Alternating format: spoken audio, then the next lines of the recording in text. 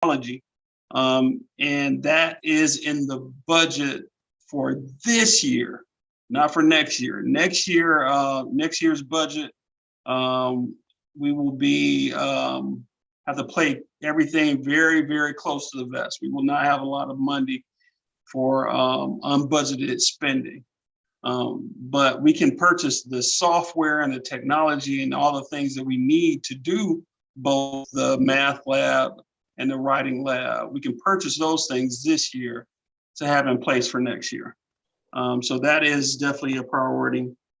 And then the last one, as it relates to budget, is to continue our pursuit of a STEM culture. That will definitely take some budget items. It'll take some creativity with scheduling, but that is something that we need to pursue more as well. So those three things: keeping everybody here, the writing lab and the math lab, and then continuing to strengthen our STEM culture. Those are the priorities as they are right now with the budget. And so I will entertain any questions that anyone may have, because I know that's a lot, especially the projection and enrollment. So just a tidbit before we get to questions. I did reach out to the APS surveyor that comes up with these projections just to try to get some understanding. And of course, he looks at trends. I mean, that's what any person in his position do. And the trends have been a constant decline in enrollment. However, there is some building and new construction going on in the community. And I can see more. There's definitely opportunities for more. So, I would think, or would have thought that he would have taken some of that into consideration. But possibly if we can get those students in and get them into Humphreys, and it could possibly impact the following year's budget, and maybe we can get some of the money back. But for now, yeah, we're projected to lose 31 students. All righty, Ms. Barnes. I just wanted to make a note about that and the trend of declining. With that, they are, I think when before the renovation of the school, a lot of kids when we went to Campbell did get rezoned and put in different areas. So it's a lot of that happening now. So if you guys could try to a little bit have someone in the community to kind of, reel in people to kind of, get them to sway our way, because a lot of kids are getting pushed over to, Heritage and Dobbs, and it's taken away from the Humphreys family. So I do my part to try to see if I can get some of those parents that did go to come back over. But yeah. Yeah, I agree. That needs to be everybody's task, is to try to get the word out. I mean, we have some really good programs here. We started an after-school program. I know that was a barrier for some of our families that just really couldn't, do it without having that after-school daycare. But so we addressed that barrier, and so we just trying to get the word out about the programs and things that we have here at Humphreys. I will just be totally honest. One of the things that does that is that, the test scores, people want to, they equate some of the test scores with being a good school. And so, we haven't had any reliable test scores, and we won't have any this year either. We'll have reliable test scores, but the composite of that, the CCRPI, it won't be the same this year as it has been in other years. So you look at school year ending in 2021 and now 22, we won't have a CCRPI score. But even with that being said, we still have, you know, a lot of good things going on at Humphreys. We've opened up, you know, tours of the building for parents that make appointments. Just to your point, Ms. Barnes, like, you know, they do really have options. They can go to charter schools, they can go to one of our neighboring schools, but we want them to at least come tour the school and take a look at some of our classrooms. We had 2 parents to do that last semester. So, you know, we're always open. We feel like if they come and take a look at us, then they'll be impressed with what they see.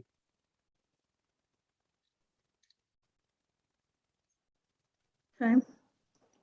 Do we have any other questions?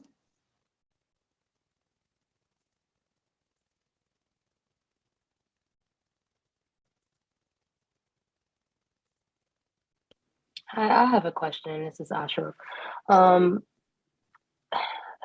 So I just want to understand, right now, people can choose which elementary school they go to within this area.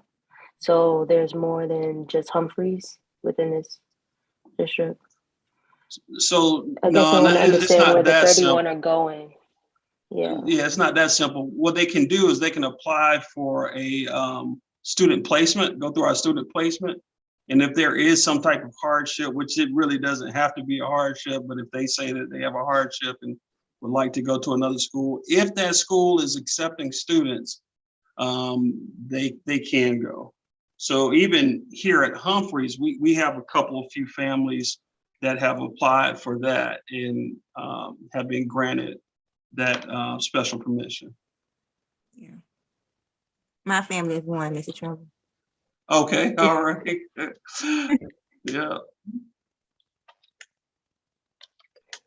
Thank you, Dot. I appreciate the clarity. Okay. So do I have a motion to accept the ranking of our priorities of the strategic plan? Hey, this is Miss Gibson from the Go Team office. And so I just wanted to clarify. I heard Principal Trimble give his 3 priorities, but are those the priorities that are actually listed in the strategic plan? In a roundabout, but not, I'll pull it up. Give me 1 second. Yeah, so you all would be ranking and prioritizing things that are lifted specifically from what you have in your strategic plan. Okay. That was a question for us. I'm glad you cleared that up for us. Hold on.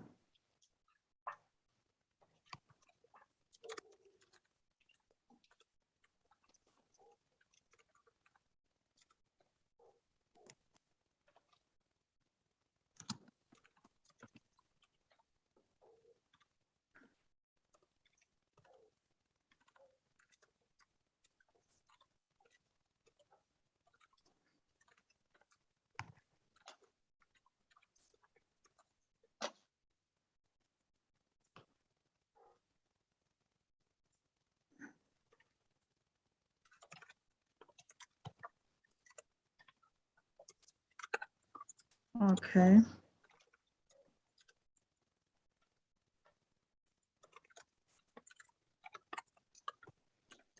Ms. McNamee, can you give me sharing so I can share my screen? Do I have rights? Okay.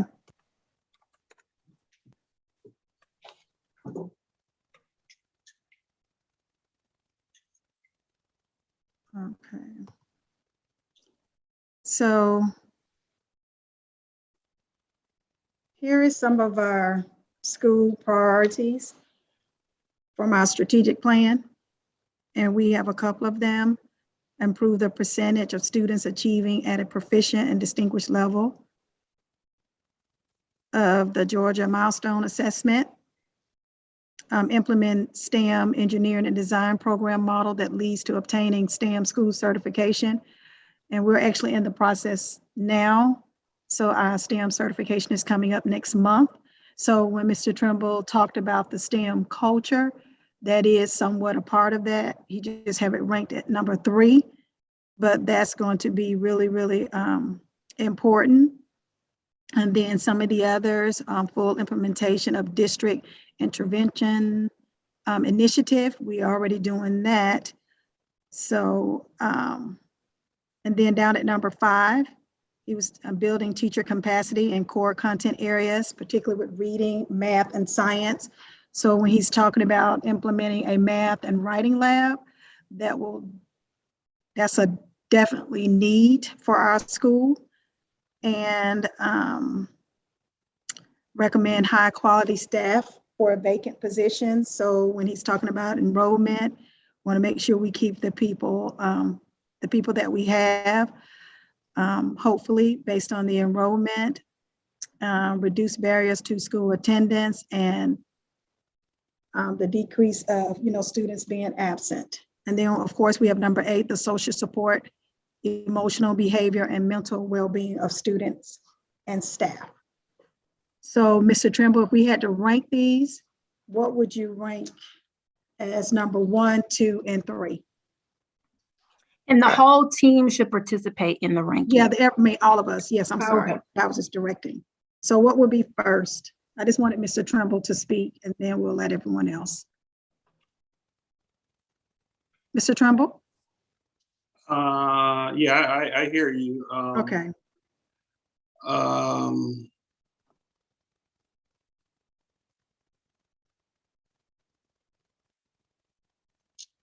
I would say number 1, Okay. number 7, and number 5. Okay, so 1, 5. You want 1, 7, and 5 in that order? Yes. Okay. So we can hear from the Go Team members at this time. Mr. Trimble said number 1. I would say number 7 may take maybe the highest priority, maybe not going into next year, but I just based on what we see occurring this year with the barriers to school attendance and decreasing chronic absenteeism, but I'm not quite sure what else we could do. We have the care team, we're making the phone calls, we do our buddy checks, so I'm not sure what else we could do to reach that goal of number 7, but we have to have the children here before we can, improve our percent of students achieving. They're not here, they're not going to improve on the milestone assessment.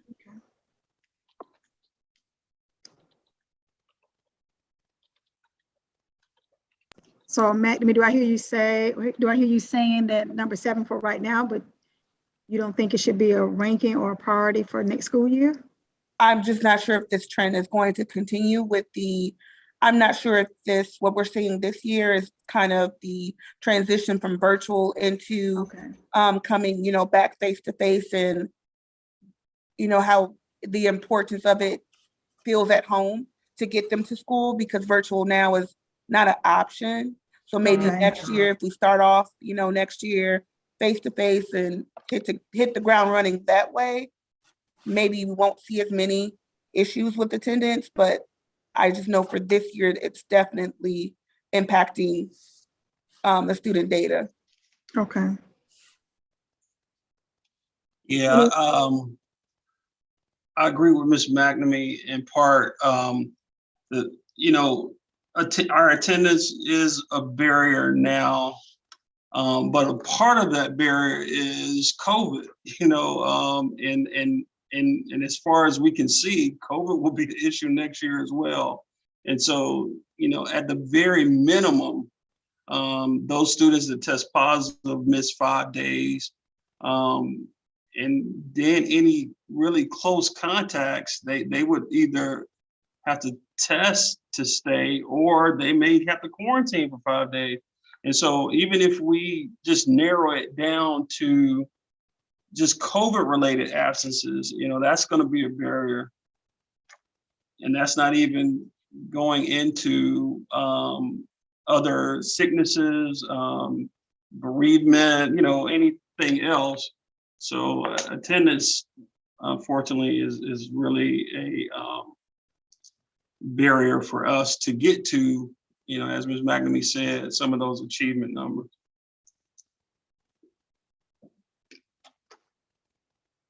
Anyone else? This is Asha, right, again. I just wanted to say it was interesting to hear you guys actually explain it, because when I was looking at the goals initially, I thought 1, 5, and 2 were my direction, and I didn't really think about the absence and how they could affect all the other areas. But I did feel, that number 1, I had liked that one as a high priority goal. So those were my top 3. Yeah, I agree with 1, 5, and 7 also.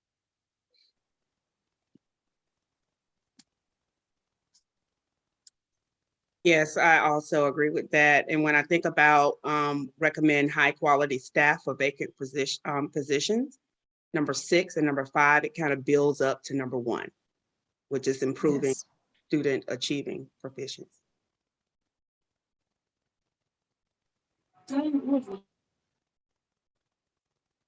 Yeah. I also agree with the 3. Okay. So do I hear a motion to accept the ranking of our priorities of the strategic plan? I motion. I'll second.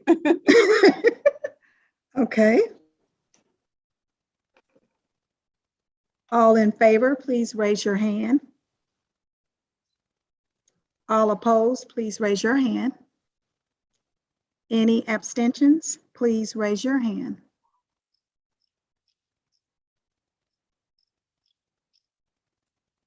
Okay, now we will move to our discussion items.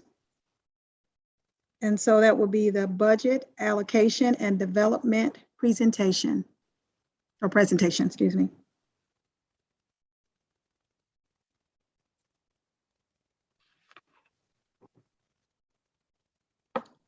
Principal Trimble. Okay. If you can give me sharing rates, or better yet, we will table that item until next meeting. Okay. That's fine. Okay, so we will now move on to the information items. First, the principal's report. Okay, so this budget and budget season has really occupied most of my time. And as I outlined before, we really just want some continuity. We won't be able to add as much as we thought we would, based on just really thinking that we were going to be able to maintain what we have, maintain our numbers. But so the challenge has been getting that continuity with such losses. And so that's really been very time consuming, very thought consuming, but also preparing our students for our next MAP administration. And so we really have about 34 instructional days before they take the next MAP. And so that's not a lot of time. And like I said, absences, when students are absent, they are not getting that instruction, but just trying to prepare them for that next MAP. The MAP assessment, I don't know if we discussed it once before, it measures achievement and it also measures growth. And so while we look at the achievement, that's important, but the growth is very telling in that measures what the students have learned while they're in the seat. So while they are here at Humphreys for this school year, it measures where they started and where we were able to take them. And so that's very telling. That will give us a lot of information about some of our instructional practices and the instructional practices of our staff. And so we really want our students to perform their best. And so we're focusing on that, doing some things differently that we did the first semester in order to improve those outcomes. And so we're really looking forward to that administration and our students doing well. We shared some of the data the last time that we were here.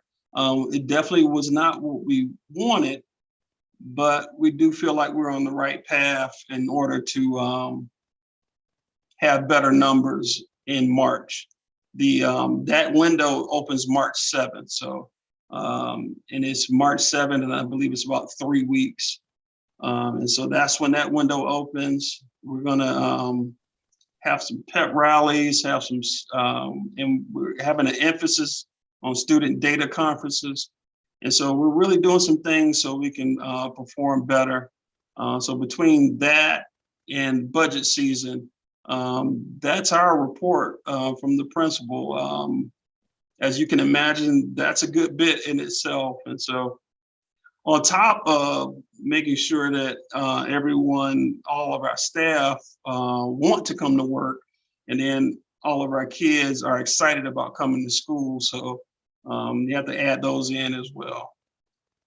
Okay, well, thank you, Principal Trimble. Now we will hear about additional information items. Do we have any? And if anyone has any questions, please don't hesitate. Okay, so now we will move to announcements.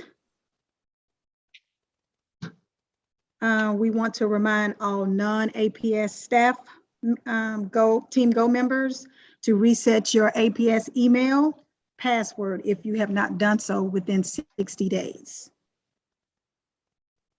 And there was one more, Ms. McNamee.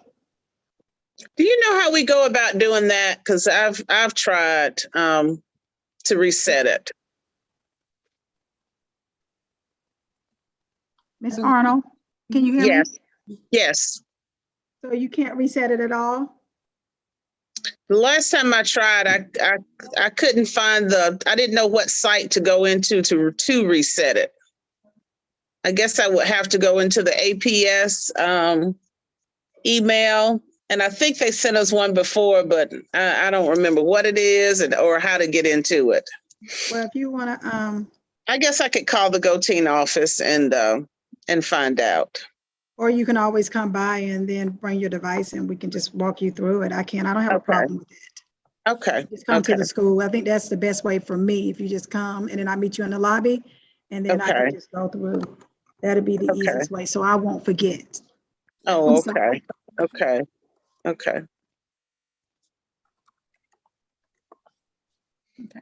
And we also wanted to remind the Go Team members about the budgeting assessment that has to be taken before our last meeting where we vote on the actual budget.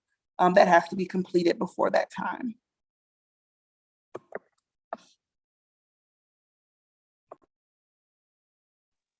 There were several classes in that hub.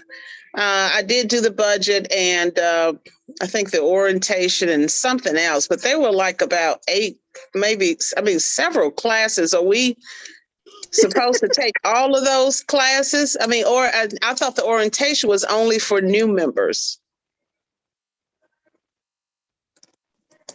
Hey, this is Chandra. So the orientation, and I'd have to look to see how long you've been on the team. Ms. Arnold, did you do an in-person orientation? Yes. And so it's 2 parts. So there's the in-person one and then the online portion. So had you done the online portion before? Before, yes. Okay, so depending on how long you've been on the team, then after a couple years, you have to like, go back and redo it just for refreshing. Okay, And then okay. like some of the trainings are required by the state. So like the ethics is an annual requirement, Yeah, I did budget that one. training. That's Mhm. annual. So I think that should be it. What about Okay. the in-person? Are they going to give another class for the in-person for those of us that missed it I think you guys gave it in the summertime, if I'm not mistaken? We did a few in the fall, so we need to send out a survey to see, Okay. what would be a good time. It's just harder during this time of the year, like January, honestly, through April, because we have, we're supporting strategic planning, the budget, now facilities master planning and Go Team elections. So we Okay. just don't have as much time to offer the sessions, but Okay. we should be doing at least one, hopefully 2 in February and March. Okay, I just want to know because that's the only one I have not Done. taken. Yeah, but we have that as a priority, is to send out a survey for Go Team members who have not had a chance for that kind of live orientation piece, to Okay. just identify some possible dates and times that work for the majority of people. Okay, thank you.